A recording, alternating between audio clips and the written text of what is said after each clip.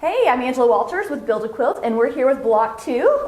Like I said, I'm Angela, and this is Joni. Joni is a piecer extraordinaire, and she's going to show us how to make this block, but spoiler alert, it's not difficult at all. Not at all. It's really basic and easy how it goes together, but the fabric placement, I think, is what really makes it look lovely. So Joni, let's show them how. All right, let's go. Well, welcome back to Block 2 of Build a Quilt. First of all, you have your square. We're going to work in the center first. All we're going to do is take and attach our 4.5 inch by 1.5 inch strips at the top and the bottom and stitch those 1/4 inch. One of the important things to do when you start sewing is to make sure that you have these edges even so they don't slip on you. If you feel like you can pin it, you might want to.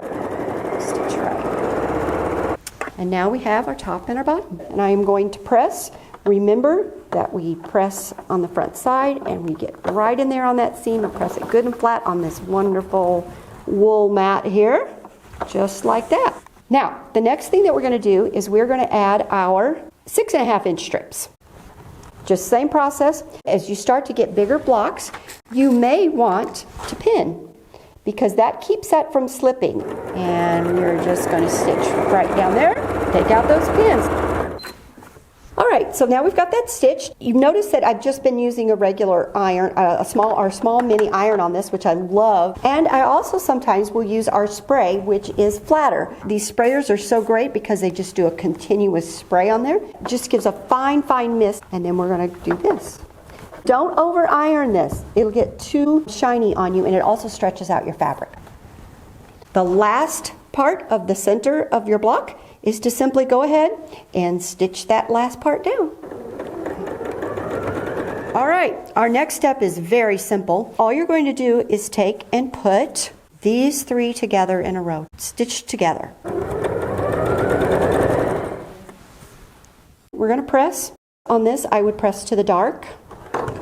We're not going to have to nest, so you don't have to worry about that, but pressing to the dark when this is a very pretty light fabric will keep those seams from showing.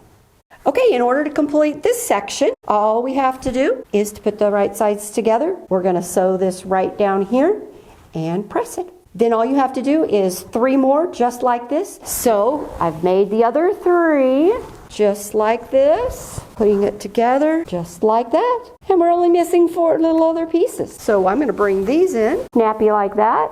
And we are going to then be able to just sew our rows together. It just looks lacy and pretty.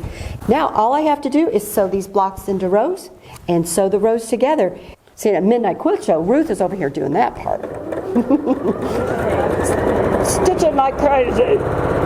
Instead of the Midnight Quilt Show, it's a soap opera quilt or something. Old quilts of our lives. That's cute. That would be cute. Who needs that Midnight Quilt Show anyway? What'd you say, Joni? Nothing. I didn't know you were here. Oh, yeah. Nothing. Good? Yeah. Oh, look at this beautiful block done. My home ec teacher, Mrs. Morrison, she'd be so proud of me. Look, Angela, your block is all done. It's so perfect. I love it. We'll see you next time with Block 3, which incorporates just a little bit of stitching and flipping, but it's really fun.